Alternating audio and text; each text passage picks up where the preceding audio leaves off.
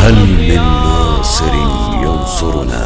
محرم آ گیا لوگوں ہمیں آنسو بہانے دو، محرم آ گیا لوگوں ہمیں آنسو بہانے دو۔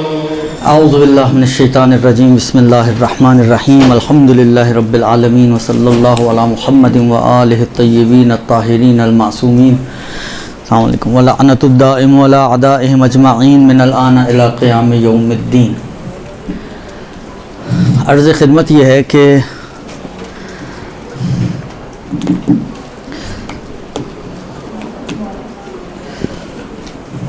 جو ٹاپک دیا گیا ہے وہ یہ دیا گیا ہے کہ مجالس عزا میں فقہی مسائل کو کیسے ڈالا جائے۔ کچھ حد تک جو اس کے اوپر گفتگو کی جا سکتی ہے وہ یہ عرض کروں آپ کی خدمت میں کہ دیکھیں مختلف انداز ہیں کہ آپ لوگوں کو فقہ سکھا سکیں، مختلف انداز ہیں، مختلف طریقے ہیں۔ ایک طریقہ اور انداز وہ ہے جو بعض علماء نے اپنایا ہوا ہے کہ کوئی بھی مجلس ہو، چاہے محرم ہی کے پہلے عشرے کی مجلسیں ہوں، درست، کوئی بھی مجلس ہو، کسی کے اصالہ ثواب کی مجلس ہو، محرم کی ہو، شہادتوں کی ہوں، ولادتوں کے جشن ہوں، کوئی بھی پروگرام ہو ان کا جو مجلس یا جشن کے عنوان سے ہوتا ہے، ان کی روش یہ ہے کہ وہ ابتدا میں ایک مسئلہ، دو مسئلے، حالانکہ چھوٹے اور بڑے ہونے کے حساب سے فرق کر سکتا ہے، ایک یا دو مسئلے وہ شروع میں بیان کرتے ہیں اور اس کو بیان کرنے کے بعد پھر اپنی مجلس، لیکچر جو بھی ہے اس کا آغاز کرتے ہیں۔ تو ایک طریقہ یہ ہے کہ آپ بھی اپنے آپ کو پابند کر لیں اس بات کے اوپر کہ جو بھی آپ نے مجلس پڑھنی ہے، جو بھی آپ نے جشن پڑھنا ہے، ایک مسئلہ لوگوں کو بیان کریں، کوئی بھی جو بھی اچھا مسئلوں میں کوشش کریں کہ ان مسائل کو چوز کریں کہ جو پیش آنے والے مسئلے ہیں، درست، جو پیش آنے والے مسائل ہیں سب سے پہلے اس سے شروع کریں، جو خاص طور پر خواتین کے اپنے مسائل، وہ ایک پوری کہانی ہے اور ہمارے پاس یہ مشکل ہے کہ اس کے ماہرین کم ہیں اور یہ واقعی سخت مسئلے ہیں۔ تو کہنے کا مقصد ہے واقعی سخت مسئلے ہیں، مشکلات ہیں اس کے اندر۔ شاید مولانا غلام عسکری صاحب کا کہ وہ عرس پر گئے شہید ثالث کے، قاضی نور اللہ شوستری کے، وضو کر رہے تھے تو انہوں نے دیکھا کہ ایک بزرگ آدمی ہے، بوڑھا آدمی ہے جو وضو غلط کر رہا ہے۔ اچھا ان کے بارے میں جو جس طرح نقل کیا تھا انہوں نے کہ بہت، جس کو کہے نا، اچھے اہل منبر تھے، مجمع ہزاروں کی تعداد میں مجمع ہوتا تھا ان کے پاس اور مٹھی میں ہوتا تھا ان کی مجمع، اس قسم کے منبری تھے۔ کہتے ہیں بس وہ ٹرننگ پوائنٹس ہوتے ہیں نا، جب دیکھا غلط وضو کر رہے، کہتے ہیں ایک دم ان کے ذہن میں خیال آیا کہ یار یہ تو پتہ نہیں کہاں سے اٹھ کر آیا ہے تمہاری مجلس سننے، تم نے آج تک کتنی مجلسوں میں لوگوں کو وضو سکھایا ہے۔ مشکل یہ ہے ہماری کہ یہ جو لوگ ہیں یہ جاتے بھی ہیں اگر مجلسوں میں، تو مجلسوں میں کیا دے رہے ہیں ہم لوگ آج کل ان کو، کتنی تربیت کر رہے ہیں ان لوگوں کی، کتنا میسیج ان کو پہنچا رہے ہیں، کتنا دین ان کو سکھا رہے ہیں، دین کے محسنات، اچھائیاں، برائیاں، کس چیز سے ان کو آگاہ کر رہے ہیں؟ ہم کچھ بھی نہیں کر رہے، تربیتی پروسیس میں ہم جو ہے ناکام ہیں اس وقت، جس کی وجہ سے یہ خرابیاں وجود میں آ رہی ہیں نا۔ وَإِلَّا آپ اگر ان کو سمجھائیں کہ اڑوس پڑوس کے کتنے حق ہوتے ہیں، کسی دوسرے کو اذیت دینا، نماز انسان کی ایسی جگہ پر جہاں پر وہ اس کی نماز کی وجہ سے دوسرے کو راستہ بلاک ہو رہا ہو، وہ حرام ہو جاتی ہے۔ وہی عرض کر رہا ہوں نا کہ یہ کتنی چیزیں ہم نے لوگوں کو سمجھائی ہیں، خرابیاں تو یہاں سے پیدا ہو رہی ہیں نا۔ اسی لیے میں آپ لوگوں کو تاکید کر رہا ہوں کہ آپ لوگ اگر اہل منبر بننے جا رہے ہیں تو اپنے منبروں کو ضائع نہ کریں، خود جو عناوین قرار دیے جاتے ہیں ان عناوین کو طے کرنا، یہ آج تک کی مشکلات چلی آ رہی ہیں کہ یہ عنوان طے کیسے ہوگا، کیا آپ کی کیٹیگری کیا بنتی ہے، کیونکہ کوئی بھی جس کو کہ ڈاٹ ٹائم پر سٹارٹ ہو، ڈاٹ ٹائم پر ختم ہو، ہر سال، ہر مہینے کے 12 سال کے 12 مہینے، ایسا نہیں ہوتا ہے۔ کچھ پلس کچھ مائنس، کبھی جلدی شروع ہو گیا کبھی جلدی ختم ہو گیا، یہ پلس مائنسز چلتے رہتے ہیں خواتین کے اندر. تو وہ کیٹیگری کون سی بنتی ہے یہ خود طے کرنا ایک بڑا مشکل کام ہوتا ہے. تو مسئلے تو بعد کا مرحلہ ہے نا، پہلے طے تو ہو کہ یہ کس کیٹیگری کی خاتون ہے. تو آسان چیز نہیں ہے، اس میں مہارت حاصل کریں اور اپنی روٹین رکھیں کہ آپ جو ہے بیان کریں. یہ ایک چیز ہو سکتی ہے. دوسری چیز جو میرے ذہن میں ہے، میں عرض کروں آپ کی خدمت میں، بعض علماء کو میں نے سنا ہے کہ وہ اس پر، یعنی ان کی مجلس سنی ہے، وہ اس طریقے پر عمل کرتے ہیں. وہ یہ ہے کہ جب بھی آپ مثلا فرض کریں کوئی بھی مجلس پڑھ رہے ہوں، درست مجلس میں مثالیں تو آتی ہیں نا، آپ کو کسی مثلا شجاعت کی بات کرنی ہے تو آپ کو کوئی شجاعت کی مثال دینی ہوتی ہے. آپ کو مثلا کسی کے خلوص کی بات کرنی ہے تو خلوص کی مثال دیتے ہیں. آپ کو جو ہے مثلا فرض کریں کہ اور جو اطاعت کی بات کر رہے ہیں تو اطاعت کی مثال دینی ہے، ایمان کی مثال دینی ہے، مختلف چیزوں کی مثالیں آپ دیتے ہیں. تو اس کے لیے آپ یہ کر سکتے ہیں کہ جب آپ کو مثال دینی ہے تو ائمہ علیہم السلام کے وہ واقعات کہ جو فقہی اینگل سے آپ کو مل سکتے ہوں یا جس کے اندر کچھ فقہ کی جھلک ملتی ہو آپ کو، وہ آپ لا سکتے ہیں. مثلا فرض کریں کہ آپ اطاعت کے اندر مثلا اطاعت کی آپ بات کریں تو مثال دینے میں بجائے اس کے کہ ہم ادھر ادھر کی 4 مثالیں لے کر آئیں، آپ امیر المومنین کی مثال دے سکتے ہیں کہ صفین کا میدان ہے، وقت نماز ہے، مولا نماز کے لیے کھڑے ہو رہے ہیں. یہ فضائل کے فضائل ہو گئے.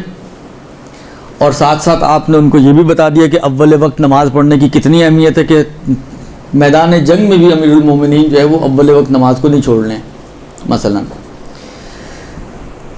اسی طریقے سے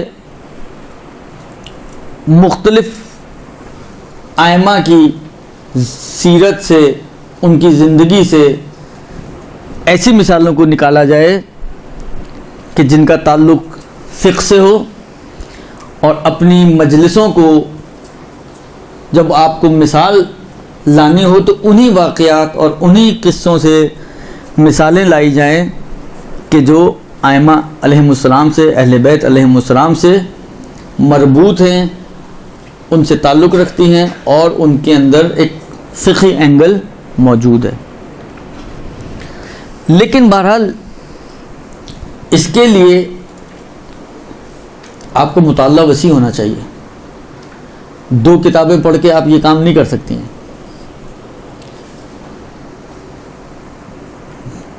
2 کتابیں پڑھ کے انسان مجلس تو پڑھ ہی لیتا ہے، لیکن 2 کتابیں پڑھ کر اگر آپ یہ چاہیں کہ ایسی مثالیں آپ دے سکیں اپنی مجلس میں تو یہ اتنا آسان کام نہیں ہے. اس کے لیے آپ کا مطالعہ وسیع ہونا چاہیے. خاص طور پر وہ کتابیں کہ جن میں واقعات موجود ہیں، اور واقعات بھی بالخصوص اہل بیت علیہم السلام سے مربوط واقعات موجود ہیں. اس قسم کے واقعات اور کتابیں آپ کو پڑھنی پڑیں گی. اپنے دائرہ مطالعے کو وسیع کرنا پڑے گا. پھر آپ کے پاس ایک ذخیرہ، دیکھیں یہ صرف اس کی بات نہیں ہے، کوئی کسی بھی فیلڈ پر آپ کام کرنا چاہیں، اگر واقعاً اچھا کام کرنا چاہتے ہیں تو اس کی شرط یہ ہے کہ اسی فیلڈ سے ریلیٹڈ آپ کی معلومات کافی و وافی ہونی چاہیے. کم معلومات کے ساتھ آپ کا کام نہیں بنے گا. جب بھی معلومات آپ کی کم ہوگی، محدود ہوگی، نتیجہ کیا نکلے گا؟ ریپیٹیشن پہ آپ آ جائیں گے.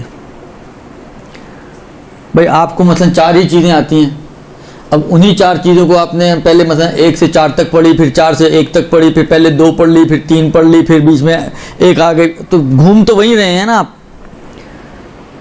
لیکن اگر آپ کو مثلا فرض کریں 1 سے 100 تک کی گنتی آتی ہو تو پھر آپ کا نسبتاً ریپیٹیشن کم ہو جائے گی، اور 1000 تک آتی ہوگی تو جتنا بڑھتی جائے گی اتنی ریپیٹیشن آپ کی کم ہوتی جائے گی. اور یہ بہرحال ایک اہل منبر کا فن ہے، ہنر ہے. دیکھیں یہ بھی دوسرے فنون کی طرح ایک فن ہے، دوسرے ہنروں کی طرح ایک ہنر ہے. پریکٹس سے انسان کو آتا ہے. جتنی زیادہ پریکٹس کریں گے اتنی زیادہ مہارت پیدا ہوگی, جتنی کم پریکٹس کریں گے اتنی کم مہارت پیدا ہوگی. معلومات کے دائرے کو وسیع کریں اور کوشش کریں کہ جو معلومات آپ کر رہے ہیں, اپنے دائرے کو جو وسیع بنا رہے ہیں, تو یہ نہ ہو کہ مثلا شعاع, خواتین ڈائجسٹ, اس کے سارے قصے کہانیاں آپ کی کتاب, آپ کی مجلسوں میں ہوں.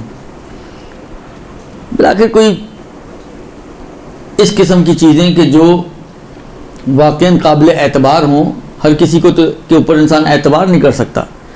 ایسی کتابیں پڑھیں کہ جو اوتھینٹک کتابیں ہوں, اہل بیت علیہ السلام کی سیرت سے ریلیٹڈ ہوں, اس میں اہل بیت علیہ السلام کے واقعات قصے نقل کیے گئے ہوں. بعض, اب مجھے اردو کا, میں نے کہا نا اردو کی مشکل ہے, اردو کا نہیں مجھے پتہ, لیکن فارسی وغیرہ میں آپ کو ایسی کتابیں ملیں گی کہ بہار الانوار میں جو بھی واقعات نقل ہوئے ان واقعات کی ایک الگ سے کلیکشن ہے.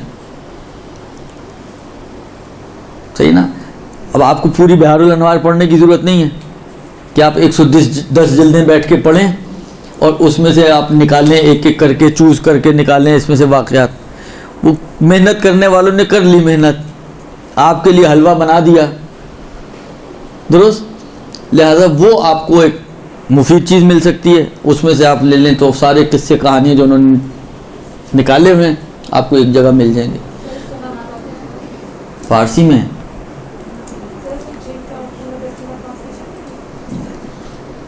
تو اس کا آسان طریقہ ہے کہ آپ لوگ فارسی سیکھیں. ویسے 2 لینگویجز پہ اگر آپ لوگ کام کریں تو اچھا ہے, عربی اور فارسی. سب سے بڑا ذخیرہ ہمارے پاس عربی زبان میں ہے, علمی ذخیرہ, اور اس کے بعد دوسرے نمبر پر, یا شاید کوئی بعید نہیں ہو پہلے نمبر پر جا چکا ہو, کیونکہ کچھ ٹرانسلیٹڈ بھی ہیں اور کچھ ڈائریکٹ فارسی میں ہی لکھی گئی ہیں بکس, تو وہ فارسی زبان ہے. دوسری جو زبانیں ہیں, مثلا اردو زبان, کتابیں موجود ہیں لیکن ترجمہ میں بڑی گڑبڑ ہے, یہ بھی ایک بڑی مشکل ہے.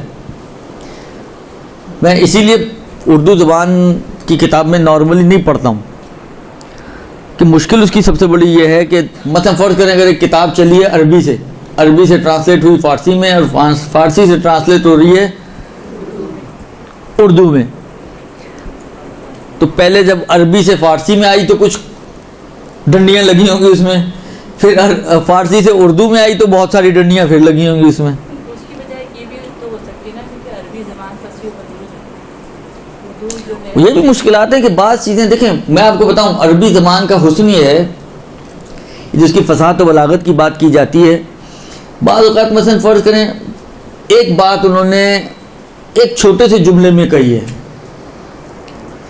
صحیح نا, اردو میں اس کو ٹرانسلیٹ کرنے کے لیے 4 لائنیں چاہیے, اس میں بھی پھر بعض چیزیں ایسی ہوتی ہیں کہ جو ٹرانسلیٹ ہو ہی نہیں پاتی ہیں,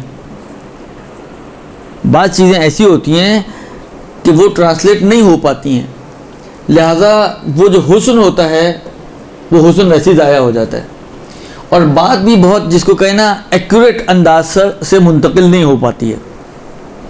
اس لیے آپ لوگ کوشش کریں, لینگویجز سیکھنا تو اچھی چیز ہے, کوئی برائی تو نہیں ہے اس میں, عربی سیکھیں, فارسی سیکھیں, زبانیں سیکھیں. کہاں کا کام میرا تھوڑی بتانا, میرا کام ہے صرف مشورہ دینا, درست. فارسی میرا خیال ہے خانہ فرہنگ میں سکھاتے ہوں گے, میرا اندازہ یہ ہے. اب تو یوٹیوب پہ آپ چلے جائیں, آپ کو 10 چیزیں مل جائیں گی. گھر بیٹھے آپ انگلش سیکھ سکتے ہیں, گھر بیٹھے آپ عربی سیکھ سکتے ہیں, گھر بیٹھے آپ فارسی بھی سیکھ سکتے ہیں, ہوگا کچھ نہ کچھ فارسی کا بھی. آپ سرچ تو کریں, بہت کچھ ملے گا آپ کو. ہم لوگ صحیح جہت میں سرچ نہیں کرتے, ہماری سرچیں کسی اور جہت کی ہوتی ہیں, تو ان چیزوں کو بھی ڈھونڈیں, آپ کو بہت کچھ ملے گا. کہنے کا مقصد یہ ہے کہ اپنے معلومات کے دائرے کو بڑھائیں, مگر اس کا مطلب یہ نہیں ہے کہ ہر آنکھیں بند کر کے جو بھی کتاب ہاتھ میں آ جائے آپ نے پڑھ لی اسی کو آگے منتقل کرنا شروع کر دیا. نہیں, کتاب میں کوشش کریں ایسی پڑھیں کہ جو اوتھینٹک ہوں,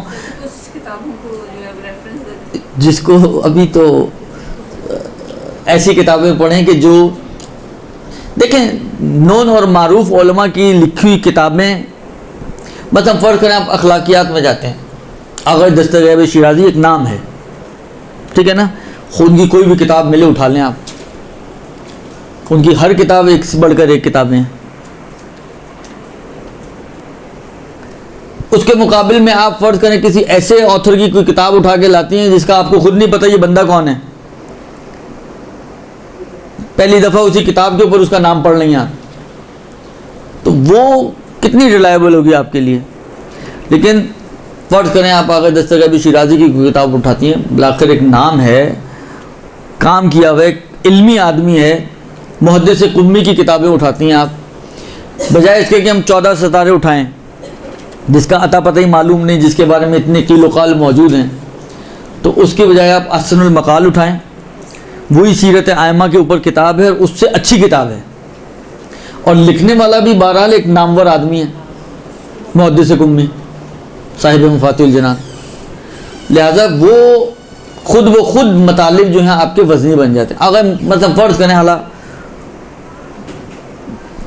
آغا خمینی نے ایک کتاب لکھی ہے چہل حدیث کے نام سے، اردو میں ترجمہ بھی ہوئی ہے، نام جو ہے نا وہ اس کی اوتھینٹسٹی ہے کتاب کی، کہ لکھنے والی شخصیت ہے ایک درست. تفسیر میں آپ آئیں، آغا خوئی کا ایک مقدمہ ہے تفسیر کے اوپر البیان کے نام سے، اردو میں بھی ہے. انسان جب اٹھاتا ہے تو بالآخر ایک بندے کا نام ہے، آغا خوئی کی لکھی ہوئی کتاب ہے. آغا خوئی خود ایک سند ہے، ایک فقیہ، ایک مرجع. آپ المیزان اٹھاتی ہیں، خود علامہ طباطبائی ایک نام ہے درست، کہ علامہ طباطبائی کی لکھی ہوئی کتاب ہے.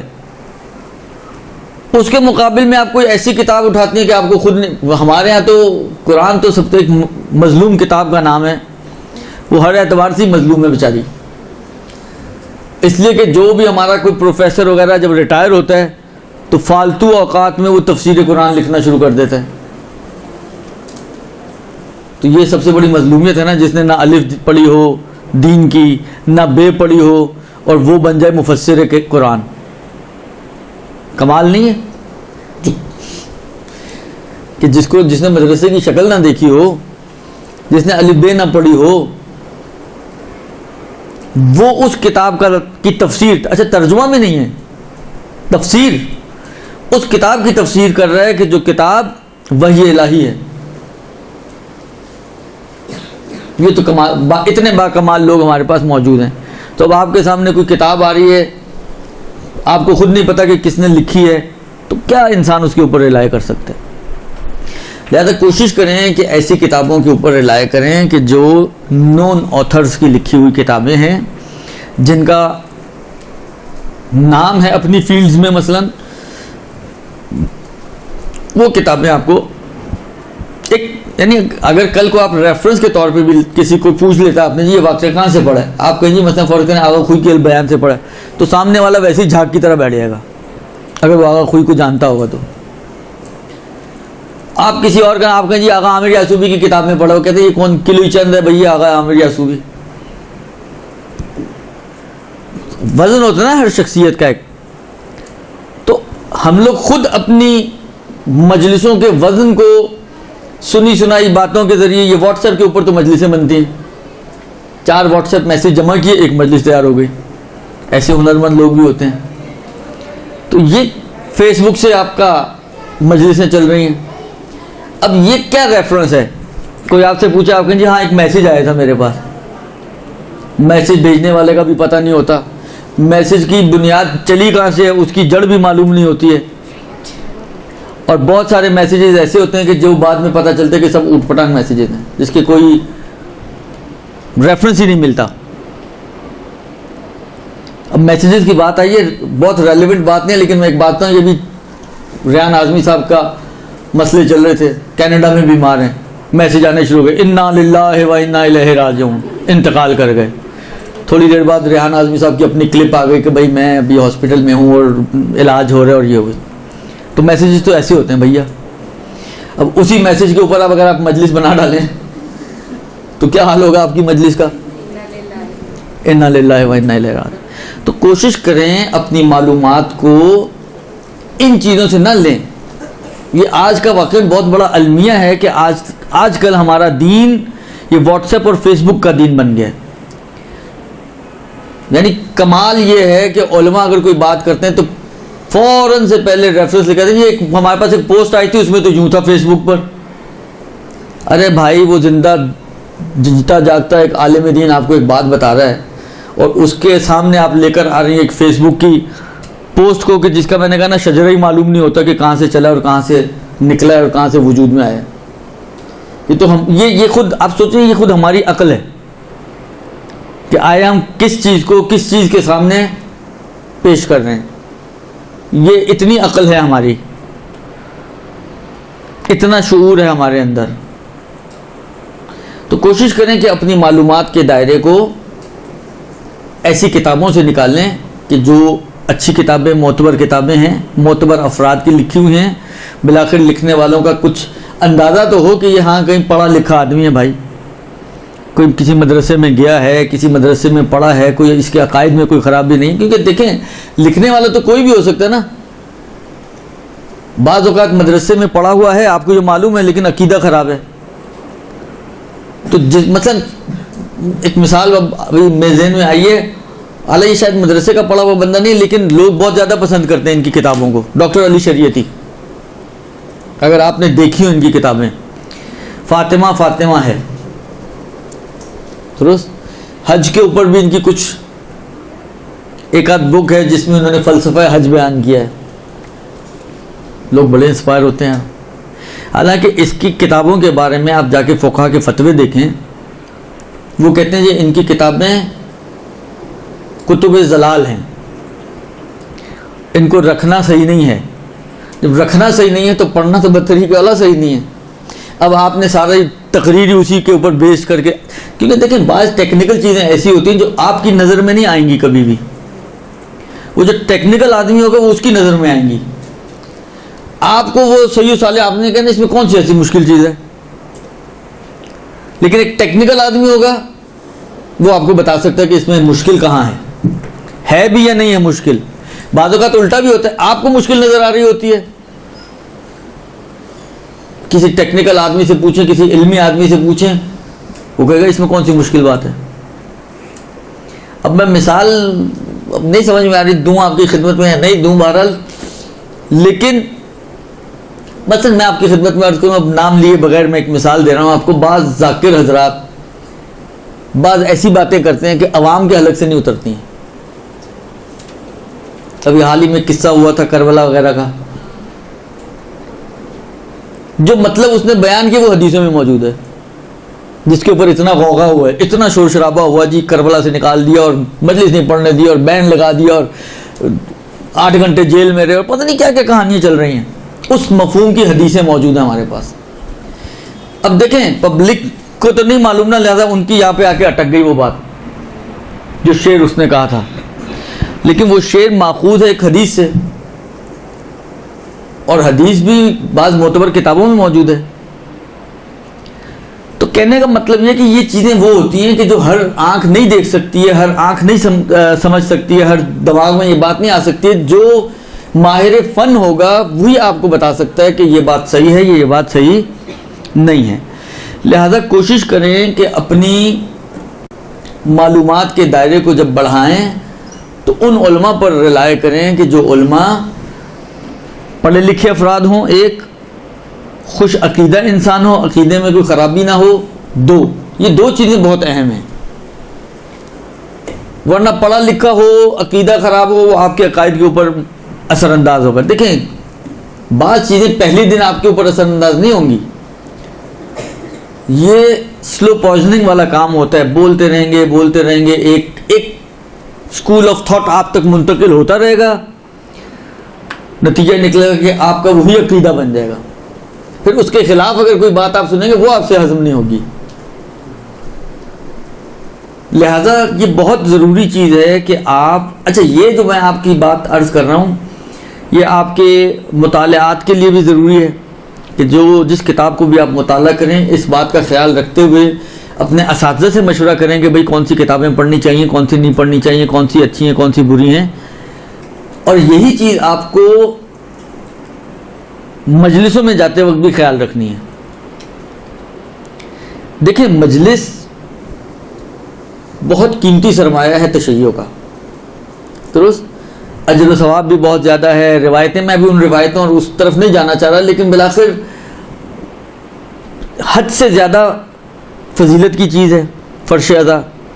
لیکن یہ نہ ہو کہ فرش ادا کے نام پہ کوئی لوگ آپ سے کھیل جائیں، آپ کی کمزوری سمجھ کر آپ کے ہی اوپر اس فرش ادا کو اگینسٹ آپ کے یوز کیا جائے. یہ ہوتا ہے. آپ نہ کہیں کہ یہ کون کرے گا. یہ معاشرہ ہے، یہ دنیا ہے. اس معاشرے میں، اس دنیا میں سب کچھ ہو سکتا ہے. یہ ہمیشہ ذہن میں رکھیں. اتنی خوش عقیدہ کسی کے بارے میں بھی نہ ہو کہ یار یہ کیسے ہو سکتا ہے.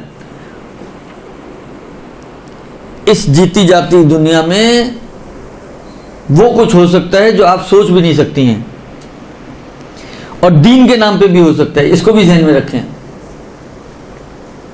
لہذا یہ نہ دیکھیں صرف کہ جی مجلس ہو رہی ہے، اتنے سارے لوگ جمع ہو رہے ہیں تو ہم بھی اسی مجلس میں چلے جائیں. اب یہ دیکھیں کہ پڑھنے والا کون ہے، اس کے عقائد کیا ہیں، نظریات کیا ہیں. اگر صحیح عقیدہ اور صحیح نظریے کا انسان اگر کوئی مجلس پڑھ رہا ہے تو جائیں، بالکل جائیں، اچھی بات ہے. خود بھی جائیں، بچوں کو بھی لے کے جائیں.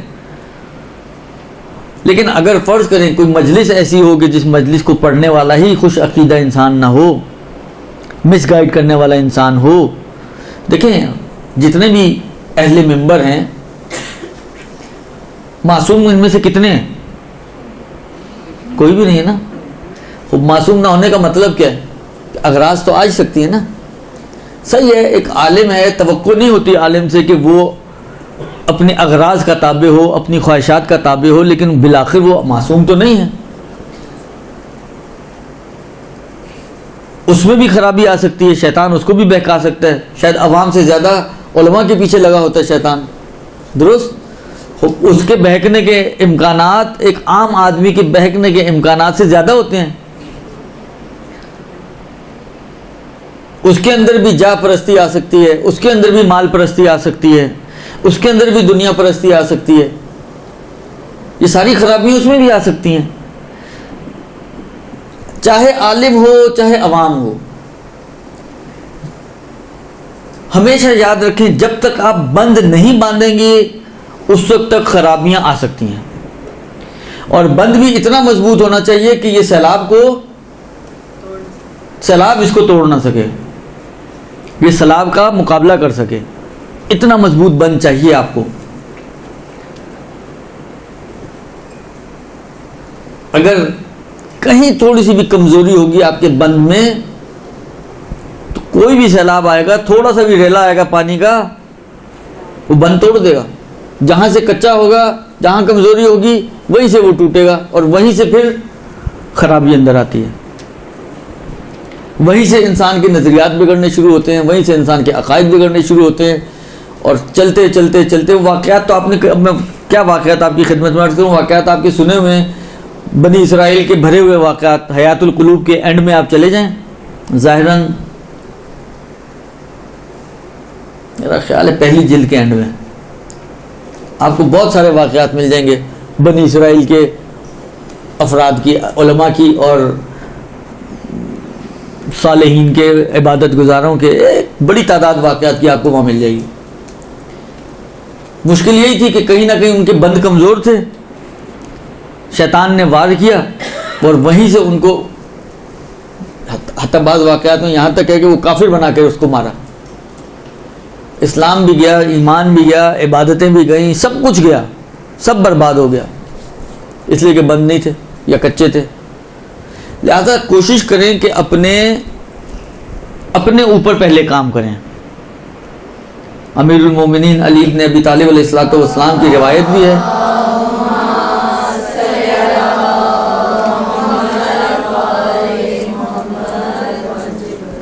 کہ جو دوسروں کی اصلاح، مفہوم روایت یہ ہے، ممکن ہے الفاظ تھوڑے پلس مائنس ہوں، کہ جو چاہتا ہے کہ دوسرے کی اصلاح کرے فلیبدأ بنفسہ، تو اسے چاہیے کہ ابتدا اپنے آپ سے کرے.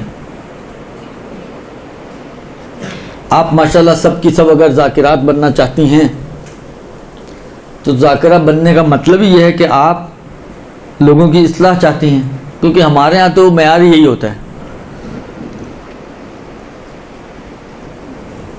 آپ سے پوچھیں گے آپ کیوں ذاکرہ بننا چاہ رہی ہیں، کیوں بننا چاہ رہے ہیں وہی آپ ذاکرہ؟ آپ کہیں گے جی لوگوں کی اصلاح کرنے کے لیے. اپنے آپ کو تو ہم ایسے ہی بھولے بیٹھے ہیں کہ ہمیں بھی اصلاح کی ضرورت ہے، ہم بھی محتاج اصلاح ہیں. ہم شروع ہی کرتے ہیں اپنے بعد سے. مولا کہتے ہیں کہ نہیں، اگر بعد والا بھی ٹارگیٹ ہے تمہارا تو شروع تمہیں کہاں سے کرنا ہے؟ فَلْيَبْدَأْ بِنَفْسِهِ، اپنے آپ سے شروع کرو. پہلے اپنے آپ کو سدھارو، اپنے آپ کو ایسا بناؤ کہ اس ممبر کے قابل بن سکو. کیونکہ ممبر پہ بیٹھنے کا مطلب یہ ہے کہ آپ بہت سوں کے لیے رول ماڈل بن جائیں. تو رول ماڈل تو واقعی ماڈل ہونا چاہیے نا، اس کے اندر ایسی خصوصیات ہونی چاہیے کہ کوئی اپنائے تو اچھائی کی طرف جائے، نہ برائی کی طرف جائے. اب مشکل یہ ہوتی ہے کہ بعض مثالیں اگر انسان دے تو ہر شخص سوچتا ہے شاید اس کو دیکھ کے مثالیں دی جا رہی ہیں. تو وہ مثال دینا خاص طور پہ جب سامنے موجود ہوں لوگ نا تو مشکل ہوتا ہے. مثلا کبھی مجلس پڑھ رہے ہو، کبھی کوئی داڑھی کی بات آ جائے اور سامنے کوئی داڑھی منڈا بیٹھا ہو تو بات کرنا ہی مشکل ہو جاتا ہے انسان کو. حالانکہ آپ شاید اس کو دیکھ کے نہیں بول رہے ہوں، پہلے سے سوچ کر آئے ہوئے ہوں، پری پلانڈ ایک چیز ہو، لیکن بالآخر ایک بندہ سامنے بیٹھا ہوا ہے، بندہ اس نے کہنا ہے مولانا مجھے چپکا رہے ہیں. تو یہ مشکل ہوتی ہے، لیکن بالآخر کیا کیا جائے. تو اگر آپ لوگ یہ چاہتے ہیں واقعاً آپ ساری کی ساری، اگر یہ کیونکہ ذاکرات ہی کے لیے کلاس رکھی گئی، اس کا مطلب ہے کہ آپ سب ذاکرات بننا چاہتی ہیں یا ہیں یا بننا چاہتی ہیں، بالآخر اسی کے ارد گرد گھوم رہے ہیں آپ لوگ، تو پھر فَلْيَبْدَأْ بِنَفْسِهِ، پہلے اپنے آپ سے سٹارٹ کریں. آپ پہلے ایک اپنا جائزہ لیں کہ آپ دیکھیں دو چیزیں ہیں نا، ایک انسان کا ظاہر ہے، ایک انسان کا باطن ہے. باطن نظر آنے والی چیز نہیں ہے، باطن اثرات سے سمجھ میں آتا ہے، لیکن جو نظر آنے والی چیز ہے وہ کیا ہے؟ وہ ظاہر ہے انسان کا. تو کم سے کم ظاہر تو دیندار ہونا چاہیے نا. ایک شخص ممبر پر بیٹھا ہوا ہے، داڑھی مونڈ کے بیٹھ رہا ہے، یہ اس کا ظاہر ہے. ہر سننے والے کے دماغ میں یہ بات آئے کہ یار یہ کیسا اہل ممبر ہے، اس کی تو داڑھی نہیں ہے. چاہے میں خود نہیں رکھتا ہوں جو نیچے بیٹھا ہوں، لیکن جو اوپر بیٹھا ہوا ہے نا اس سے میری ایکسپیکٹیشنز یہ ہیں کہ نہیں وہ تو کم سے کم مکمل ہونا چاہیے. اس کے اندر تو کوئی جو خرابی میرے اندر ہے وہ اس میں تو نہ ہو. بھائی اگر ایک خرابی میرے اندر ہے اور وہ خرابی سامنے والے میں، تو وہ کیسے میرے لیے ماڈل بن سکتا ہے؟ وہ ماڈل اسی وقت بن سکتا ہے کہ جب وہ مجھ سے بہتر ہو، مجھ سے کامل تر ہو. جو خرابیاں میں اپنے اندر پا رہا ہوں وہ اس میں موجود نہ ہوں. لہذا کوشش کریں کہ سب سے پہلے اپنے ظاہر پر توجہ دیں، اپنا ظاہر دیندار بنائیں. اور یہ مت سمجھیں کہ ظاہر کو دیندار بنانے کا مطلب یہ کہ آپ کوئی منافقت کر رہے ہیں. تو ذہن میں آ سکتا نا کہ یار یہ بالآخر ایک منافقت ہی ہے نا. ایسی بات نہیں ہے، یہ منافقت نہیں ہے. کم من ثناء جمیل لست اہلا لہ نشرتا، مولا کا جملہ ہے نا. کہاں سنا ہے آپ لوگوں نے؟ یاد پڑتا ہے کسی کو؟ بارک اللہ، اس کا مطلب ہے آپ سنتی ہیں دعا کو. ہے کم من ثناء جمیل لست اہلا لہ نشرتا، پروردگارہ کتنی ہی ایسی خوبیاں ہیں کہ جس کا میں اہل نہیں تھا اور تو نے نشر کر دی. مثلا فرض کریں میں سخی نہیں ہوں، معاشرے میں مشہور ہو گیا کہ یار مثلا فرض کریں آغا بہت سخی ہیں. میں مثلا فرض کریں نماز شب نہیں پڑھتا ہوں، معاشرے میں مشہور ہو گیا کہ مثلا یہ آغا نماز شب بھی پڑھتے ہیں. ادھر علماء نے یہاں پہ بھی ایک بات تو آتی ہے نا کہ یہ بالآخر یہ کیسے خدا نے نشر کر دی جبکہ میں اس کا اہل ہی نہیں ہوں، جبکہ وہ خصوصیت ہی نہیں ہے میرے اندر. تو ادھر علماء نے ایک بات کی، وہی جواب یہاں پہ بھی دیا جا سکتا ہے.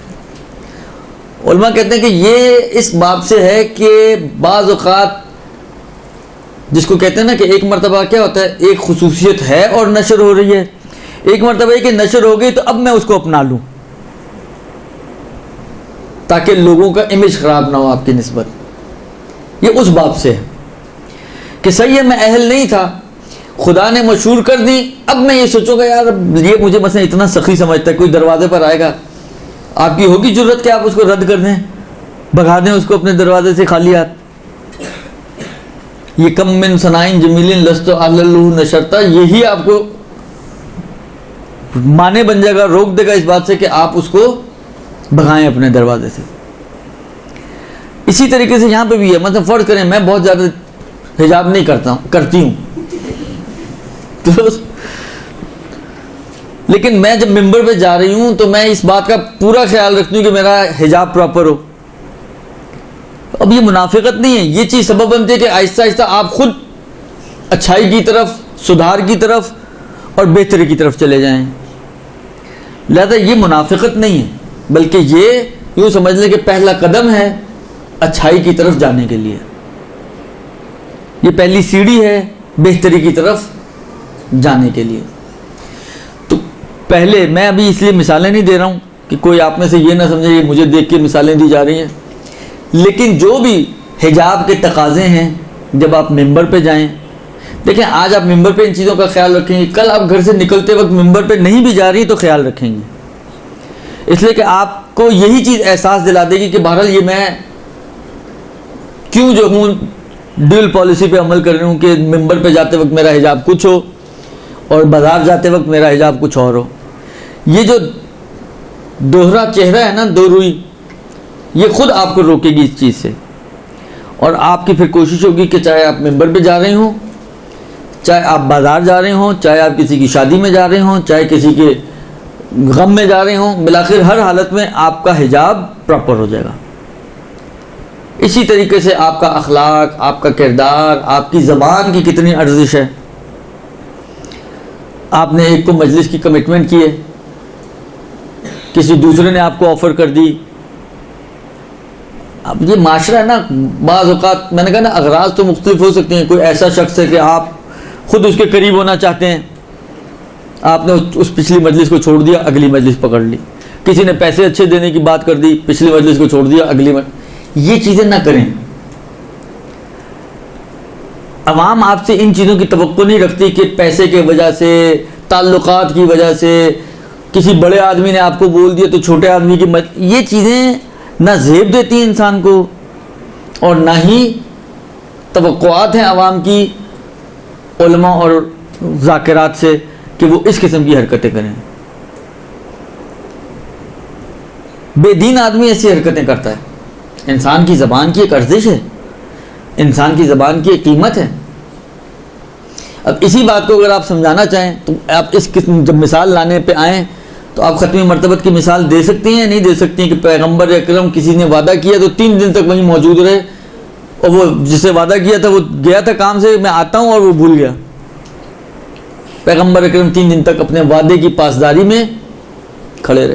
3 دن بعد اس کو خیال آیا, واپس آئے تو دیکھا پیغمبر وہیں پہ موجود ہیں. بچپن سے شاید سنا ہوگا آپ لوگوں نے یہ واقعہ.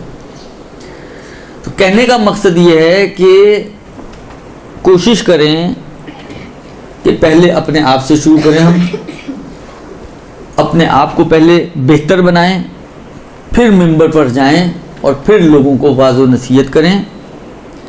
تو یہ واعظ و نصیحت جو ہے انسان کو فائدہ پہنچاتا ہے. واللہ آپ لوگ ہیں, سنتے ہیں, ایک کان سے سنیں گے دوسرے کان سے نکال دیں گے. بالآخر ایک فارمیلٹیز بھی تو طے کرنی ہوتی ہے نا, پوری کرنی ہوتی ہے. مجلس اب کسی پڑوسن نے بلا لیا ہے, کسی رشتہ دار نے بلا لیا ہے, کسی جان پہچان والے نے بلا لیا ہے, کسی کلیگ نے بلا لیا ہے, تو جانا تو ہے. لیکن وہ جائیں گے خالی ہاتھ جائیں گے, خالی ہاتھ واپس آئیں گے, کچھ لے کر نہیں آئیں گے. لہذا کوشش کریں کہ سٹارٹ اپنے آپ سے کریں, اس کے بعد معاشرے کی فکر کریں. اور انسان اگر اپنے آپ کو سدھار لے تو معاشرہ آہستہ آہستہ خود ہی سدھرتا ہے. اس لیے کہ ہر انڈیویجول اگر اپنے اوپر کام کرنا شروع کر دے تو معاشرہ تو انہیں انڈیویجول سے مل کے بنتا ہے نا. معاشرہ کوئی انڈیویجولز الگ ہوں اور معاشرہ کوئی اور چیز ہو تو نہیں ہے. ہم ہی لوگوں کے کلیکشن سے معاشرہ بنتا ہے.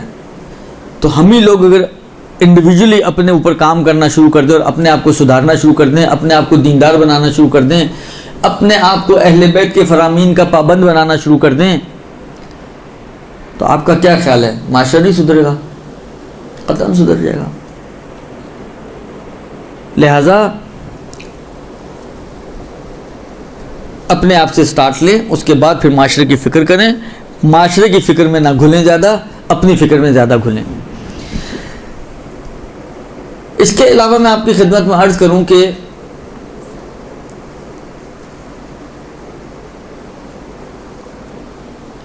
کوشش کریں زیادہ سے زیادہ اقوال ائمہ علیہم السلام اور سیرت ائمہ علیہم السلام کو اپنی مجلسوں میں ٹارگٹ کریں. ہم لوگ مجلسوں میں فلانی کا قول, فلانی نے کہا, فلانی نے کہا, مگر ائمہ کے اقوال نہیں ہمارے پاس. ائمہ کے اقوال کیا کم ہیں ہمارے پاس کہ ہم غیر ائمہ, غیر معصومین کے اقوال کا سہارا لیتے ہیں.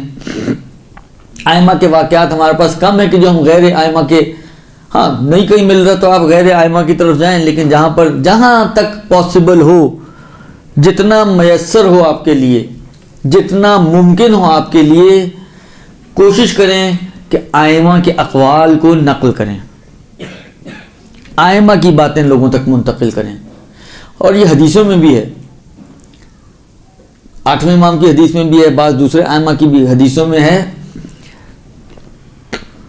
مولا فرماتے ہیں کہ رحم اللہ امرأن احیا امرنا, خدا رحم کرے اس شخص پر کہ جو ہمارے امر کو زندہ کرتا ہے.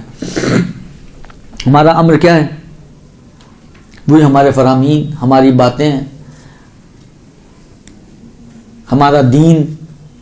اور بعض روایتوں میں یہ بھی ہے کہ تم لوگوں کو ہمارے کلمات پہنچاؤ, جب وہ ان کے حسن کو دیکھیں گے تو خود اس کی طرف رغبت کریں گے. تمہیں راغب کروانے کی ضرورت نہیں پڑے گی. ائمہ کے کلام میں اتنی جذابیت ہے, ائمہ کے کلام میں اتنا کھچاؤ ہے کہ اگر ائمہ کا کلام لوگوں تک پہنچے تو ائمہ کے کلامات منتقل کرنا ہمارا کام ہے, باقی لوگ خود اس کی طرف اٹریکٹ ہوں گے, لوگ خود اس کے اوپر عمل کریں گے. اور اگر ہم اپنی بعض ایسے افراد ہیں, بعض ایسے لوگ معاشرے میں موجود ہیں جو 1.5 گھنٹے کی بھی اگر تقریر کر لیں تو نہ کوئی آیت آئے گی نہ کوئی روایت آئے گی.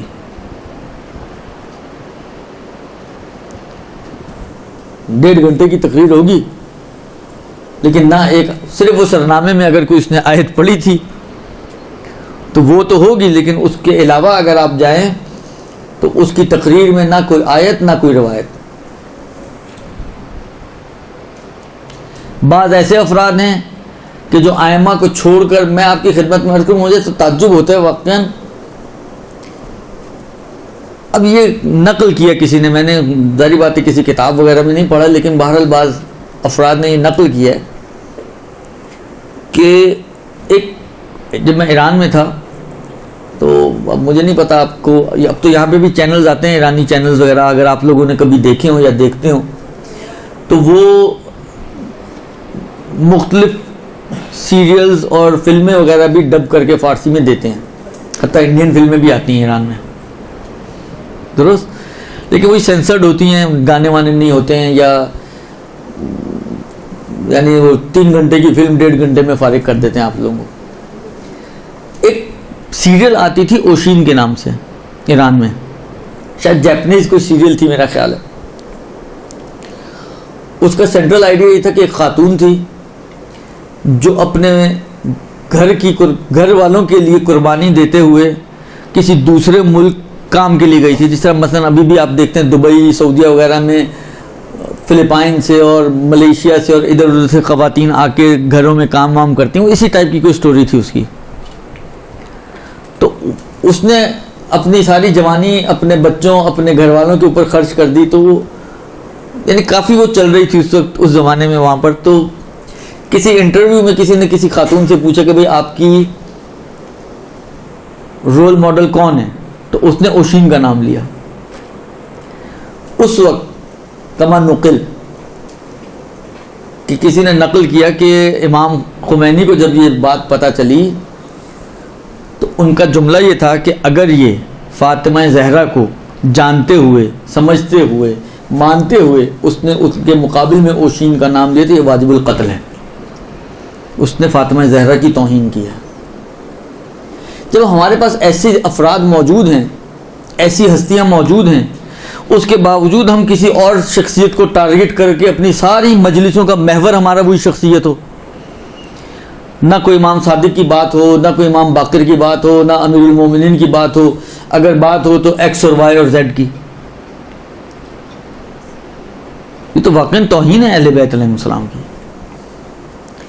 پروردگار عالم نے یہ وہ ہستیاں خلق کی ہیں ہمارے معاشرے میں کہ دنیا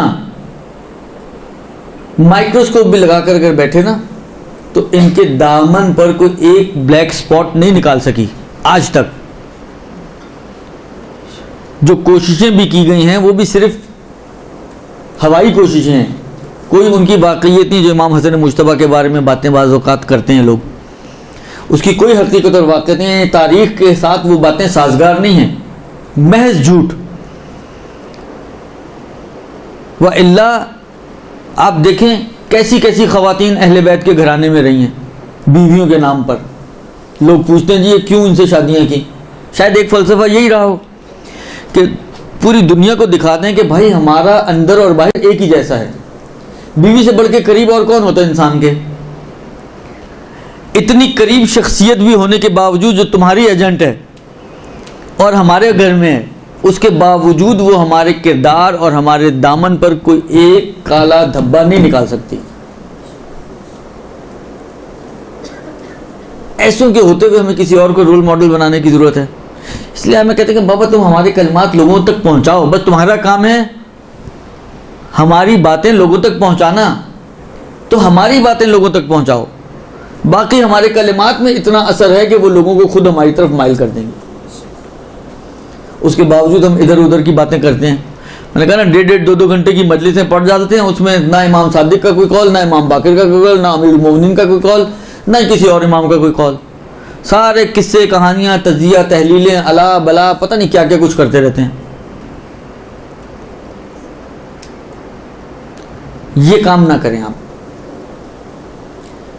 آپ اپنا پورا فوکس اہل بیت کی ذات پہ کریں, ان کے اقوال پہ کریں, ان کی سیرت پہ کریں, ان کے کردار پہ کریں. جب آپ کا فوکس انہی چیزوں پہ ہوگا نا تو آپ کو انہی میں وہ مثالیں بھی ملیں گی کہ جو ہمارے ٹاپک سے بھی ریلیٹڈ ہیں, فقہی مثالیں. آپ لوگوں کو دین کی طرف راغب کریں گی اہل بیت کی سیرت کے ذریعے, اہل بیت کے اقوال کے ذریعے, قرآن کی آیات کے ذریعے. یہ ساری چیزیں نور ہیں. قرآن نور ہے, کلمات اہل بیت نور ہیں, خود اہل بیت نور ہے, ان کا فعل, ان کا کردار سب نور ہے. تو نور اپنا کام تو انجام دے گا نا, اپنی روشنی تو پھیلائے گا نا.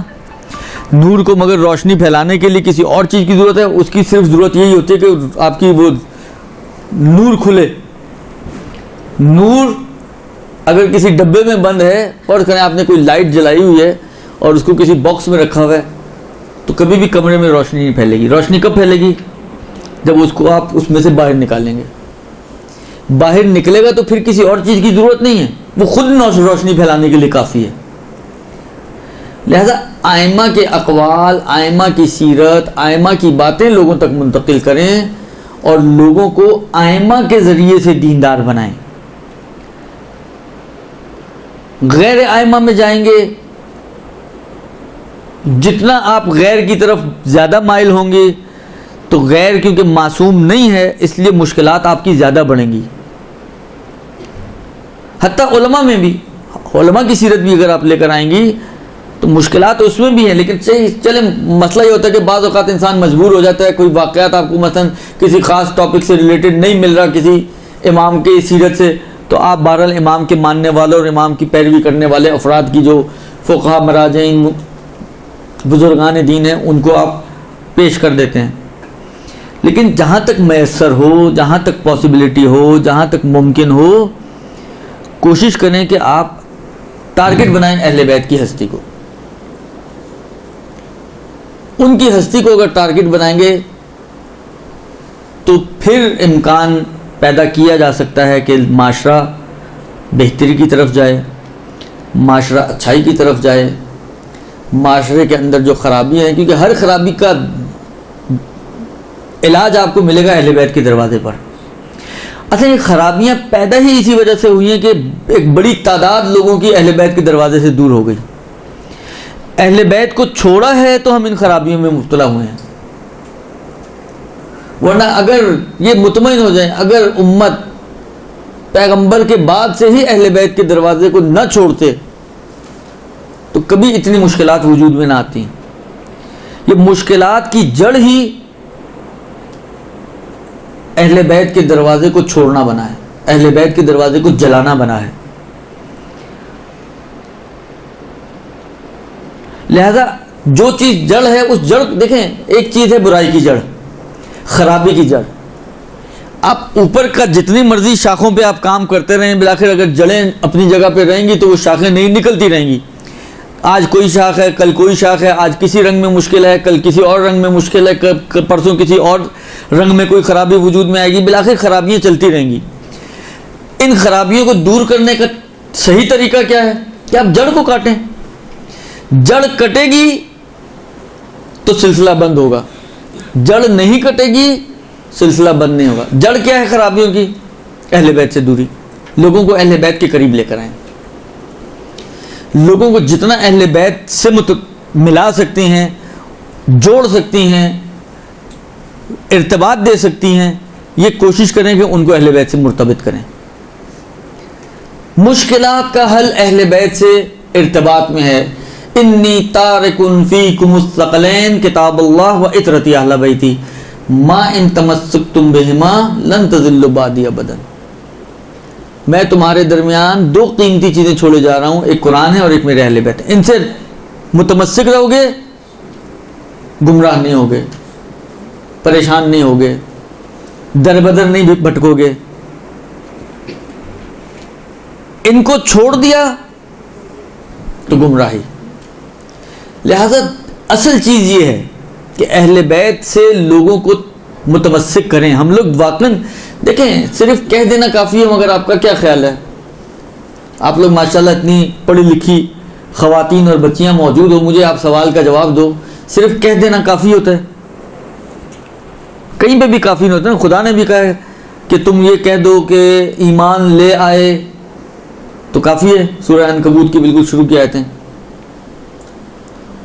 احسب الناس ان یقولوا آمنا وہم، آیا لوگوں نے یہ گمان کیا ہے کہ ان یقولوا آمنا، کہ وہ یہ کہیں کہ ہم ایمان لے آئے تو ہم ان کو چھوڑ دیں گے، وہم لا یفتنون، اور ان کی آزمائش نہیں کریں گے۔ نہیں، ایسا نہیں۔ خالی دعوے کافی نہیں ہوتے ہیں، دعویٰ دلیل چاہتا ہے۔ ہم محبت اہل بیت کے یا اہل بیت والا ہونے کے یا علی والا ہونے کے دعوے کرتے ہیں، تو کیا خالی دعوے کافی ہیں؟ آپ کا کیا خیال ہے؟ پروردگار عالم نے انبیاء کی آزمائش نہیں ٹالی، اولیاء کی آزمائش نہیں ٹالی، اوصیاء کی آزمائش نہیں ٹالی، ہمارے سے آزمائش ٹال دے گا؟ ایسا تو نہیں ہوتا۔ لہذا کوشش کریں کہ امت کو لے کر جائیں اہل بیت کے دروازے پر۔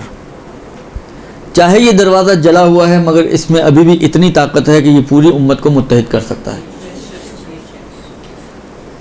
کوشش کریں کہ جو اہل بیت، ہمارا تو دیکھیں ہماری مجلسوں میں انہی لوگوں نے آنا ہے جو اہل بیت کو مانتے، تو ہمارا آدھا کام تو بہت ہوا ہے، ہمارا آدھا کام تو ہوا ہے کہ سارے ماننے والے اور چاہنے والے ہیں۔ لہذا کوشش کریں کہ یہ جو ماننے والے اور چاہنے والے ہیں، دعوے دار ہیں، ان کے دعوے کو دلیل مل سکے، ان کو ایسا متمسک کریں اہل بیت سے کہ وہ اپنی ہر مشکل، ہر پریشانی کا حل اہل بیت کے دروازے سے لیں۔ یہ بہت بڑی ذمہ داری ہے آپ سب خواہران کی، جو اہل منبر ہیں، جو ذکر اہل بیت کرتی ہیں۔ بہت بڑی ذمہ داری ہے اس حوالے سے کہ آپ لوگوں کو اہل بیت کے دروازے پر لائیں، کوشش کریں۔ آپ کا پورا ٹارگٹ، پورا ہم و غم یہی ہونا چاہیے کہ یہ بکھری ہوئی امت اس نقطے پر آ کر جمع ہو جائیں کہ جو اہل بیت کا دروازہ ہے۔ صرف زبانی حد تک نہیں، ہاں قولاً و فعلاً ہم کہتے ہیں ہم علی والے ہیں، لیکن ہم بن کے بھی دکھائیں کہ ہم واقعاً علی والے ہیں. ہم کہتے ہیں کہ آپ لوگ کہتے ہیں کہ ہم حضرت زہرا کی کنیز ہیں، تو ان کی کنیزیں بن کے بھی دکھائیں. صرف کہہ دینا کافی نہیں ہوتا. لہذا یہ آپ کو ایک جس کو کہیں اس کو اپنے لیے ایک چیلنج بنائیں. دیکھیں انسان کی ایک فطرت ہے نا، جس چیز کو چیلنج کے طور پہ قبول کرتا ہے پھر اس کے لیے کوشش بھی اتنی ہی زیادہ کرتا ہے. اس کو اپنے لیے ایک چیلنج بنائیں کہ ہمیں یہ کام کرنا ہے. آپ سوچیں ہر ممبر سے خواتین میں بہرحال مردوں سے زیادہ مجلسیں ہوتی ہیں، ہر گھروں میں خواتین یعنی سالانہ جو مجلسیں ہوتی ہیں کم ہوتی ہیں جو صرف مردوں کی ہوں، اس سے تھوڑی زیادہ ہوتی ہے جو لیڈیز جینٹس دونوں کی ہوں، لیکن خالی لیڈیز کی بہت زیادہ ہوتی ہیں. دن میں 3-3 4-4 مجلسیں ہوتی ہیں. تو اگر فرض کریں ہر جگہ سے یہی اہل بیت کا تذکرہ ہو، یہی اہل بیت کے فرامین بیان کیے جا رہے ہوں، یہی اہل بیت کی سیرت کو بیان کیا جا رہا ہو، یہی بتایا جا رہا ہو کہ اہل بیت ہم سے کیا چاہتے ہیں، اہل بیت کیسا شیعہ چاہتے ہیں، کیسا مومن چاہتے ہیں، اپنی کنیزوں میں جناب زہرا کیسی خواتین کو دیکھنا چاہتی ہیں، جب ہر طرف سے یہی باتیں ہوں گی. اچھا پھر اتنی بھی خشک مت کر دیں کہ صرف یہی کہانی چل رہی ہوں. 7 فضائل، میں نے کہا نا فضائل اہل بیت کو مجھے اچھی طرح یاد پڑتا ہے. شاید جب ہم لوگ ایران سے آ رہے تھے ایک دفعہ تبلیغات کے لیے، تو ایک آغا تھے، ان کے پاس ہم لوگ گئے، ان سے پوچھا کہ ان کا کوئی نصیحت کریں، تبلیغ پہ جا رہے ہیں. حالانکہ ان کے اپنے حساب سے جو مجھے اب یاد پڑتا ہے، انہوں نے کہا تھا کہ اپنی تقریر کو 3 حصوں میں تقسیم کرو. ایک میں عقائد بیان کرو، ایک حصے میں فضائل بیان کرو، اور ایک حصے میں ظاہراً شاید فقہ کو بیان کرو. اب ہمارے ہاں تو اس طریقے سے اس پیٹرن میں نہیں چل سکتے، لیکن بہرحال کم سے کم فضائل اہل بیت. کیونکہ یاد رکھیں جتنا زیادہ انسان کسی شخص کو پہچانے گا اتنی زیادہ اس شخص سے محبت کرے گا. محبت معرفت کے اوپر ڈیپینڈ کرتی ہے، درست؟ جب تک معرفت نہیں ہوگی محبت نہیں ہو سکتی، اور پھر جتنی معرفت اتنی ہی محبت. معرفت بڑھتی رہے گی، محبت آٹومیٹکلی بڑھتی رہے گی. لہذا کوشش کریں کہ لوگوں کی معرفت کو بڑھائیں. یہ معرفت بڑھے گی تو خود بخود محبت بڑھے گی. محبت بڑھے گی. دیکھیں ایک چھوٹی سی مثال دوں میں آپ کو. ہوتا کیا معاشرے میں، ہم تو بچپن سے جو چیز دیکھتے ہیں، میں وہ مثال دوں آپ کو اپنے حساب سے. مثلا فرض کریں بچے ہیں، کوئی کرکٹر ہے، بہت پسند ہے ان کو، تو وہ بچہ جب کرکٹ کھیلتا ہے تو کیا کوشش ہوتی ہے اس کی؟ اس جیسا بنائے اپنے آپ کو، اس کے انداز کو اپنائے. کیوں؟ اس لیے کہ وہ اس کو پسند کرتا ہے، وہ اس کے لیے محبوب ہے. درست؟ اسی طریقے سے اور مثالیں بھی آپ کو مل جائیں گی. بچیوں میں بھی اس قسم کی آپ کو مثالیں مل جائیں گی. اچھی مثالیں بھی مل جائیں گی، پازیٹیو مثالیں بھی مل جائیں گی، نیگیٹو مثالیں بھی مل جائیں گی. کوئی سنگر کسی کو پسند ہے، کسی کو گانے کا شوق ہے، تو وہ کوشش کرے گا اسی انداز سے گائے. اس کے کسی کو مرثیہ میں کوئی اس کا ماڈل ہے، اس کی کوشش ہوتی ہے کہ وہ اسی کے رنگ ڈھنگ کو اپنائے، اسی کی طریقے سے آواز بنانے کی کوشش کرتا ہے. یہ ایک فطرت ہے انسان کی. اگر ہم اہل بیت سے محبت رکھتے ہیں، ان کو پسند کرتے ہیں، ان کی معرفت ہوگی تو پسند آئے گی خود بخود. کمال پسند کرتا ہے نا انسان. جب ہمارے لیے ثابت ہوگا کہ یہ ہستیاں انتہائی با کمال ہستیاں ہیں، ان کی تمام خصوصیات اپنی پیک پر ہیں، تو خود بخود محبوب بن جائیں گی. تو اس خود بخود محبوب ہونے کا پھر تقاضا بھی تو آنا چاہیے نا ہمارے اندر کہ ہم اپنے آپ کو ان جیسا بنانے کی کوشش کریں. یہ جو نہیں کرتے ہیں اس کا مطلب یہ کہ وہاں کچھ کمزوری ہے، وہ اسٹرینتھ نہیں ہے کہ جو ہمیں ان جیسا بنانے پہ مجبور کر رہی ہے. ورنہ آپ خود سوچیں، اگر میں اپنے آپ کو کوشش کر کے ان جیسا رنگ ڈھنگ اپنانے کی کوشش کروں تو کہاں خرابی آئے گی میرے کردار میں؟ سوچیں ذرا، آئے گی؟ جب میں اہل بیت کو پہچانوں گا، ان کی معرفت حاصل کروں گا، ان کی خوبیوں کو پہچانوں گا، ان کی محبت میرے دل میں ایجاد ہوگی، اس محبت کے نتیجے میں میں اپنے آپ کو ان جیسا بنانے کی کوشش کروں گا،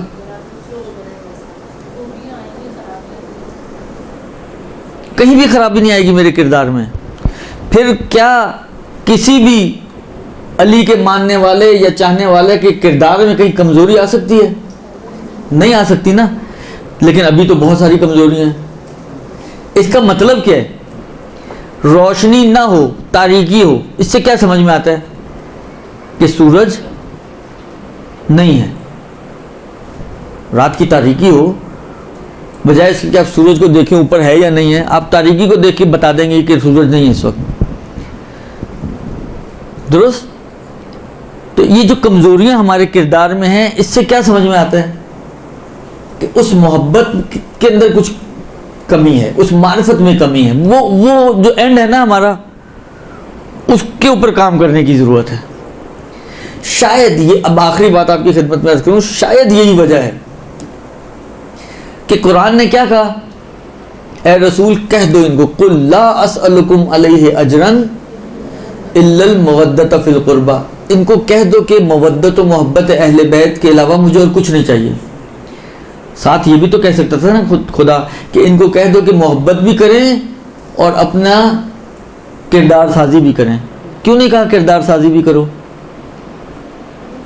کیوں نہیں کہا کہ اپنے اعمال کے اوپر بھی توجہ دو؟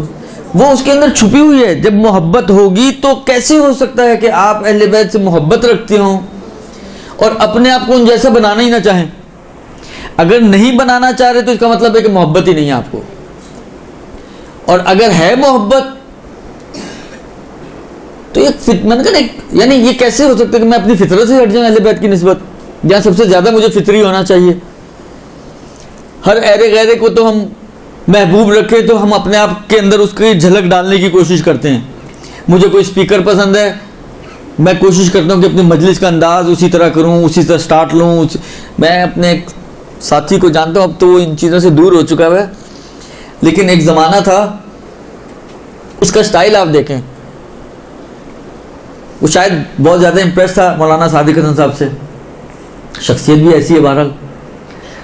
اس کا بیٹھنے کا انداز، اس کی تقریر کا انداز، اس کا چشمہ ٹھیک کرنے کا انداز، اتفاق سے وہ بھی چشمہ پہنتا تھا۔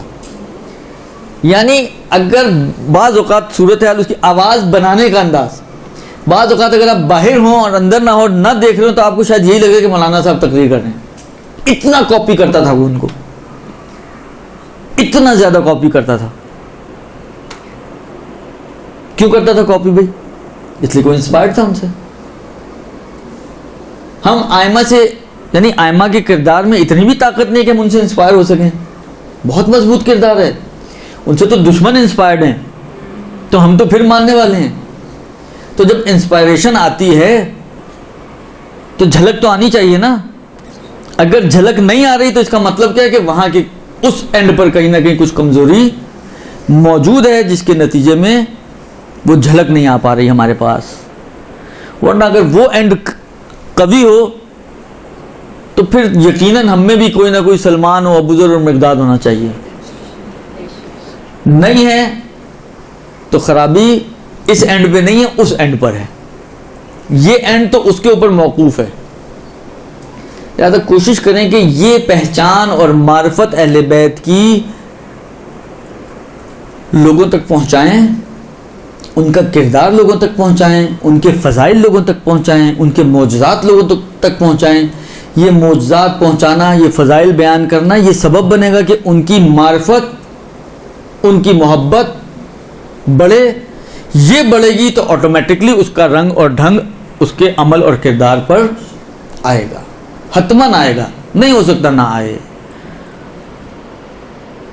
لہذا کوشش کریں اس اعتبار سے اپنی بھی تربیت کریں اور دوسروں کی بھی اسی انداز سے تربیت کریں. وصلی اللہ علیہ وآلہ وسلم.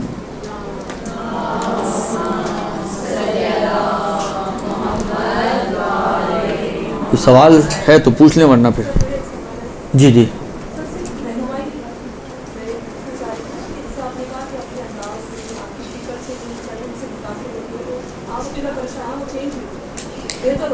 دیکھیے ڈپینڈ کرتا ہے خرابی کس قسم کی ہے.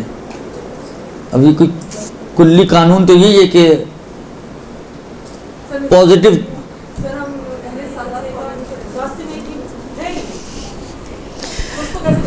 دیکھیں یہ تو اصلاً یہ تو مسئلہ یہ ہے کہ یہ تو معاشرے کے شعور کی بات ہے, سول سینس کی بات ہے کہ لوگوں میں کتنی سول سینس موجود ہے. درست.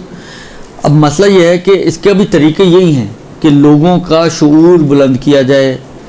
کردار سازی اس کا بہترین ذریعہ اہل بیت کے فرامین, ائمہ کے فرامین. اب وہ معاشرہ آپ کے اطراف میں کون سے لوگ ہیں, اہل تشیع سے تعلق رکھتے ہیں نہیں رکھتے ہیں, مجلسوں میں جاتے ہیں نہیں جاتے ہیں. میں وہی کہہ رہا ہوں نا کہ مشکل. دیکھیں آپ مجھے یہ بتائیں نا ہماری مجلسوں میں دیا کیا جا رہا ہے؟ خرابی تو وہیں سے پیدا ہو رہی ہے نا. ٹائم پاس نہ کریں صرف مثلا 50 خواتین آ کے بیٹھی ہوئی, آپ نے بھی 50 منٹ بولا, آئیں بائیں شائیں ادھر ادھر کی کہانیاں. میں نے کہا نا 4 ڈائجسٹ کے قصے, 2 واٹس ایپ کی کہانیاں, 2 فیس بک کی کہانیاں, مجلس تمام, ملا کچھ بھی نہیں. تو یہ کام نہ کریں.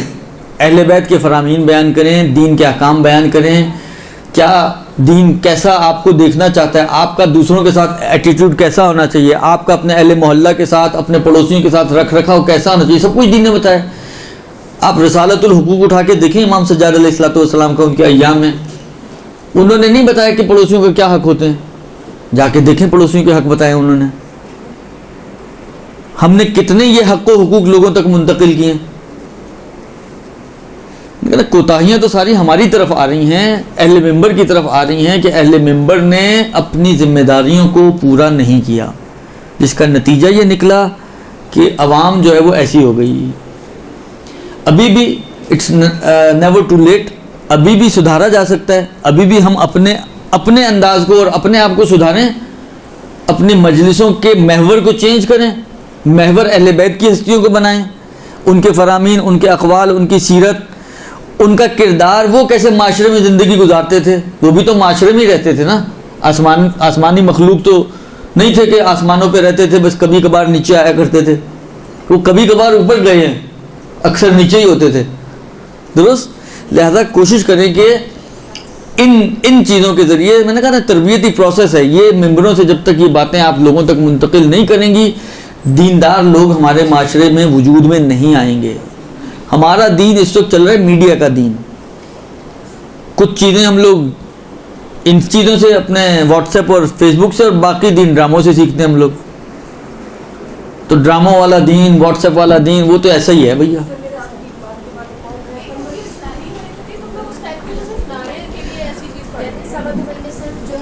مجھے یہ بتائیں کہ کیا دونوں چیزوں کو مکس نہیں کیا جا سکتا؟ آپ فضائل, میں نے کہا نا ابھی جو میں نے عرض کیا, آپ فضائل بیان کریں, اہل بیت کی سیرت کو بیان, میں نے کہا نا اہل بیت کی سیرت خود فضائل ہیں. آپ فرض کریں اگر یہ بات بیان کرتی ہیں کہ امیر المومنین وقت نماز ہوا اور صفین کے میدان میں جو گھمسان کا میدان ہے اس میں بھی کھڑے ہو کر نماز پڑھ لیں, یہ فضیلت ہے علی کی یا نہیں ہے؟ پیغام ہے اس کے اندر نماز کا یا نہیں ہے؟ خود دونوں چیزیں ہیں. آپ یہ بیان کریں کہ امیر المومنین کس طرح سے ایثار و قربانی کیا کرتے تھے, کس طریقے سے اپنے بچوں کو انہوں نے بھوکا رکھا اور دوسرے کے بچوں کے پیٹ بھرے ہیں. یہ فضائل بھی ہیں اور میسج بھی ہے اس میں. اور اس قسم کا کوئی ایک واقعہ تو نہیں ہے, ہزارہ واقعے ہیں کہ جو آپ دونوں کو ملا کر مرج کر کے, کہ جس کو کہتے ہیں سانپ بھی مر جائے اور لاٹھی بھی نہ ٹوٹے. فضائل بھی ہو گئے اور میسج بھی دے دیا آپ نے. میسج کے لیے ضروری تو نہیں کہ آپ خشک عبارتیں پڑھنا شروع کر دیں تبھی میسج جائے گا. میسج کے لیے یہ ضروری نہیں کہ آپ خشک عبارتیں پڑھنا شروع کر دیں تبھی میسج جائے گا. آپ میں نے کہا نا اہل بیت کی سیرت فضائل بھی ہے اور پیغام بھی ہے. یہ ایک چیز. دوسری چیز یہ کہ بہرحال آپ جتنی بھی ذاکرات ہیں جو بھی ان میں آپ میں ہیں یا ہونے والی ہیں، ایک بات کا خیال رکھیں، اپنی مجلس کے دورانیے کو کنٹرول کریں. یہ 1.5 گھنٹے کی مجلس میں کوئی عقل مندی نہیں ہے. میکسیمم 40 منٹس کے بعد پھر سو جاتے ہیں لوگ. اگر آپ چاہتے ہیں کہ جاگتے جاگتے آپ کی بات سن لیں تو میکس 40 منٹس. ہم کیوں 1.5 گھنٹے کی پڑھیں؟ اب یہ مت بولے گا آپ بھی تو 1.5 گھنٹے سے بول رہے ہیں. میری تو مجبوری ہے کہ مجھے دیا ہی 1.5 گھنٹہ گیا ہے. ورنہ کیوں 1.5 گھنٹے کی مجلس پڑھیں؟ آپ، میں نے کہا نا کہ دیکھیں، مختصر و مفید گفتگو ایسی ہو جو مختصر ہو اور مفید ہو. ایک دوسری چیز یہ کہ یہ سوچ بہت ہی بیہودہ سوچ ہے اور بہت ہی غلط سوچ ہے کہ اگر فضائل اہل بیت پڑھے جائیں تو ٹائم ویسٹ ہو رہا ہے. اہل بیت کے فضائل اگر یعنی پیور فضائل بھی پڑھے جائیں، حالانکہ میسج کو چھوڑ بھی دیں، آپ خیبر و خندق بھی اگر اکھاڑنا شروع کر دیں تو مگر میں نے کہا نا یہ معرفت تو ہے نا، اہل بیت کی معرفت تو ہے نا، ان کی شان تو بیان ہو رہی ہے نا. یہ معرفت اور شان خود جو ہے آپ کے لیے اہل بیت کی محبت کو بڑھاتی ہے. یہ چیز، یہ خود محبت کو بڑھانے والی چیز ہے. اور پھر فضائل، میں نے کہا نا کہ فضائل منحصر نہیں ہے. ہماری مشکل یہ جو آپ باتیں کر رہی ہیں نا، یہ سب سے بڑی مشکل اس کی ہے کہ ہماری مطالعات بہت کم ہیں، دائرہ علم کا بہت کم ہے. اسی لیے بقول آپ کے ہر جگہ پر وہ یہی مجلس پڑھتی ہیں. وہ ایک بات سن کے تو بے چینی ہوگی نا. ایک بات اگر 4 آدمی بیان کریں پھر بھی انسان ہضم کر لے. ایک ہی آدمی ایک بات کو 4 دفعہ بیان کرے وہ کون ہضم کرے گا؟ یہ خرابی اس وجہ سے ہے کہ ہماری معلومات بہت کم ہے. میں نے اسی لیے شروع میں کہا معلومات کے دائرے کو وسیع کریں، اچھی معلومات حاصل کریں، اچھی کتابیں پڑھیں، اوتھینٹک بکس پڑھیں، پڑھے لکھے لوگوں کی کتابیں پڑھیں. نام خود برانڈ ہوتا ہے ایک. ایسے افراد کی کتابیں پڑھیں، آپ ان کے ذریعے اپنے معلومات کو بڑھائیں، ان کے ذریعے اہل بیت سے ریلیٹڈ اپنے واقعات کو، اہل بیت سے ریلیٹڈ اپنی معلومات کو بڑھائیں اور اس کو اپنی مجلسوں میں لے کر آئیں. فضائل بھی ہیں، میسج بھی ہے، دونوں چیزیں ایک تیر میں 2 شکار بولتے ہیں نا، یہ ایک تیر میں 2 شکار ہیں. کہ کبھی آپ لوگوں نے ذیشان حیدر جوادی صاحب کی مجلس سنی ہے؟ ان کو سنیں آپ. حالانکہ وہ ظاہری بات ہے اتنے پرانے زمانے کی ہیں، لیکن بالآخر وہ ان کی آپ مجلسیں سنیں، آپ کو اندازہ ہوگا کہ مجلس کسے کہتے ہیں. خدا رحمت کرے، بہت شخصیت تھی واقعا، خدمت بڑی انجام دی انہوں نے. وہ فضائل بھی ہیں اور آپ کبھی یہ نہیں، یعنی جو دوسرا بقول آپ کے نا 2 طرح کے لوگ ہیں، ایک فضائل والے ہیں، ایک اصلاح والے ہیں. نہ اصلاح والے پریشان ہوں گے ان کی مجلس میں، نہ فضائل والے پریشان ہوں گے. دونوں کو دونوں چیزیں ملیں گی. اس انداز کو اپنائیں اپنی مجلسوں میں. درست؟ جیسے ذاکری سے ہٹ کر ہیں، یہ اتنا زیادہ پسند نہیں کرتے ہیں آج کل ہر چیز. دیکھیں میری بات سنیں، ہمیشہ یاد رکھیں جب بھی اوور ڈوز ہوگی چیز نا کام خراب کرے گی. یہ ہمارے گھروں میں بھی یہ مشکلات ہوتی ہیں. بعض ایسے افراد ہوتے ہیں ممبر فیملی کے کہ جب بھی آپ ان کے پاس بیٹھیں ہمیشہ وہ جو ہے قصے کہانیاں لے کر بیٹھ جاتے ہیں. درست؟ کہتے ہیں لیکچرز، بچے کہتے ہیں ہر وقت لیکچر ہی دیتی رہتی ہیں. درست؟ تو ہر وقت کا لیکچر بھی اچھی بات نہیں ہے. ضروری تھوڑی ہے کہ انسان جب بھی بیٹھے بچوں کے ساتھ یا فیملی ممبرز کے ساتھ تو ہمیشہ کوئی نہ کوئی جو ہے وہ مسئلے ڈسکس کریں. پازیٹیو انداز سے دوسری طریقے سے بھی اچھی باتوں کو منتقل کیا جا سکتا ہے. درست؟ ضروری نہیں کہ ہر وقت ہم جو ہے ایک ہی جیسی ٹون سے سب سے بات کریں. آپ اگر فیملی میں بیٹھے ہوئے ہیں، انہی ذیشان صاحب کے بارے میں مشہور ہے اور جو تھوڑا بہت میرا مشاہدہ بھی ہے، یہ جب جو نجی محفلیں ہوتی تھی، نجی محفلوں میں کبھی لیکچر بازی نہیں کرتے تھے. جو نجی محفلیں ہیں بیٹھے مثلا گپ شپ کرنے بیٹھے تو گپ شپ کریں. آپ ضروری تھوڑی ہے کہ ہر گپ شپ کے اندر ضرور آپ کوئی نہ کوئی دین کی کہانی لے کر آ گئے، یہ ضروری نہیں ہے. دیکھیں ہر چیز کو افراط و تفریط کہیں پہ بھی اچھی نہیں ہوتی. افراط و تفریط اگر آپ اہل بیت سے محبت میں بھی افراط و تفریط سے کام لیں گے نا تو وہ بھی بری ہے، اس لیے کہ یہ آپ کو نصیری بنا دے گی. اگر آپ افراط کریں گے اور تفریط کریں گے تو آپ کو خوارج بنا دے گی. اس میں بھی اعتدال سے چلیں، نارمل طریقے سے چلیں. اتنا زیادہ ہائپر ہونے کی ضرورت نہیں انسان کو کہ ہر محفل میں جب بھی بیٹھیں بچوں کے ساتھ تو آپ ہر وقت کوئی دینی کی بات لے کر بیٹھیں. نہیں, ان کی دنیا کو بھی ڈسکس کریں, ان کو دنیاوی مشورے بھی دیں, دنیا میں کیسے زندگی گزارنی ہے پازیٹیو طریقے سے. میں نے کہا نا چیزوں کو ڈسکس کیا جا سکتا ہے, ضروری نہیں ہوتا کہ ہر وقت ایک ہی اینگل سے آپ بات کریں. جی,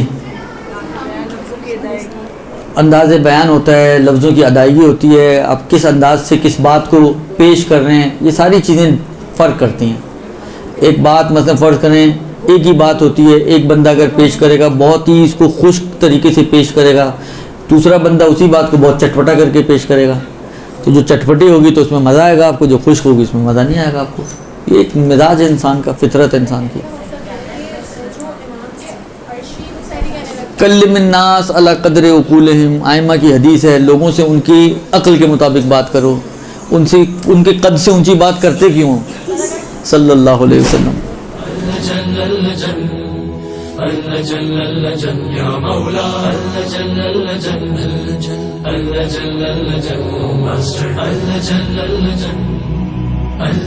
يا صاحب السماء اللجن